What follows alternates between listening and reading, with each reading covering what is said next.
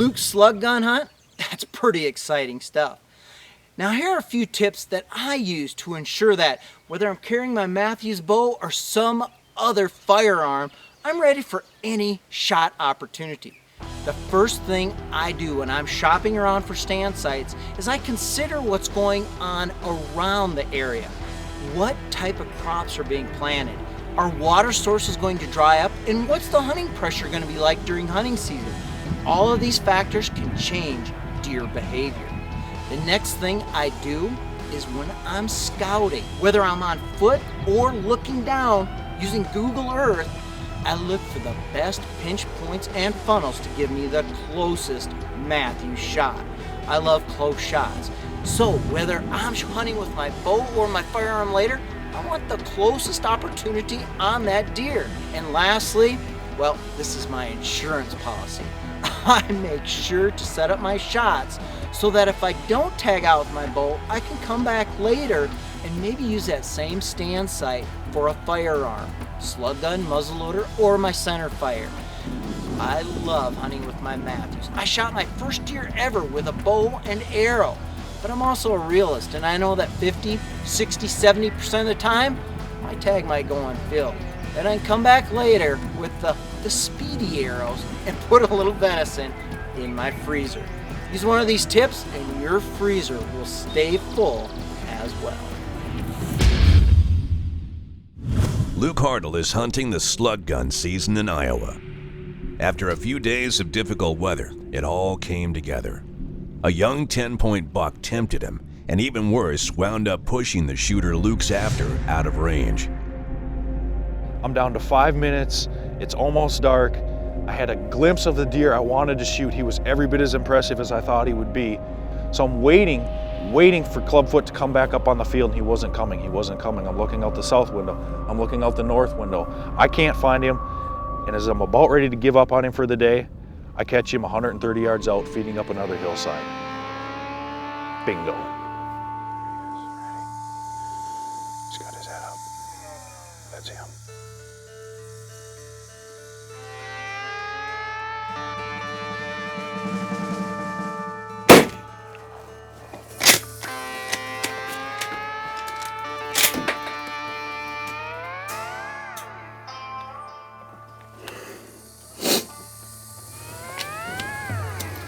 I couldn't see exactly what happened at the shot, but I could see the deer was running what appeared to be just fine.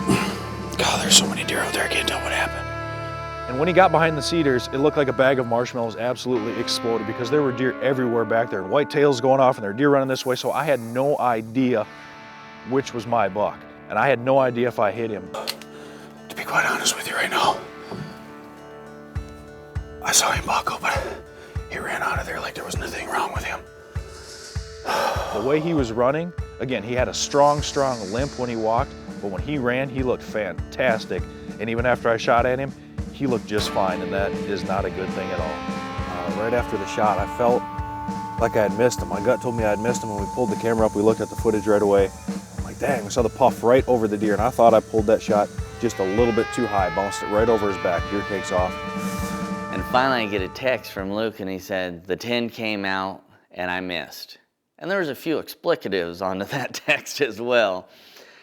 But he said, we reviewed the footage, it's a clean miss, I'm sorry. Got another look at the film, and we really couldn't draw any conclusive evidence that I had missed. I mean, it was so ambiguous, it was hard to tell. So we did the logical thing. We went out there, and we looked to where that buck crossed the fence, figuring either when he preloaded to hop the fence or when he came down on the other side, if he was hit and he was bleeding, he was gonna leave blood. And sure enough, right before he hopped the fence, he left a little bit of blood. We sneaked in, followed the blood trail for another 20 feet, got on that blood. I looked to the left, and there was the belly of my buck. I couldn't have been more elated. I had no idea he had all this going on right here. Look at that, both brows are split. Both of them got kickers coming off the back with all kinds of other crap. Oh, he is so much bigger than I thought he was. I had no idea he was anywhere close to that. The emotions from the night before, the minutes of sleep I had had just came flooding in, and I was so happy. So with my buck tag filled and me completely happy and no pressure on anymore, I decided to go out and try and shoot a doe. I wanted the meat, but Iowa has an awesome hush program where you can shoot a doe, which is part of your non-resident package. When you get your buck tag, you get a doe tag that comes with it. So we crawl up in a blind where the deer are again crossing from their bedding area to their feeding area, and all I wanted to do was shoot a good doe. And welcome to Iowa. Because when I wanted a doe, I had 2 legitimate shooters, one of them bigger than the buck I had shot, walk within 75 yards of me, and I was completely in awe. Mike is gonna be hunting these deer next week, and the last thing I wanted to do would be to booger all these deer to shoot a doe. So I put the gun back in the corner and I just sat there and watched them. The reputation I was building for shooting big whitetails did not disappoint me. I was so happy, and you can bet your hind end that I'm gonna be putting my preference point in again this year, and I'm gonna be back as soon as I can. One More Thing is brought to you by Can-Am. The ride says it all. You just saw me kill my first Iowa whitetail, a big Iowa whitetail, at 130 yards with a slug gun. In order to make that shot, I wasn't shooting my grandpa's pumpkin lobber. Let me tell you a little something about slug guns. Now, they've come a long way in the past decade. Had that Iowa whitetail been at 150 yards, heck, 175 yards with this rig, I would have taken that shot.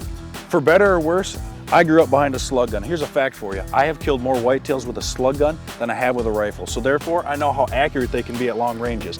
But I also know how finicky they can be. The scope, the gun, and the ammo.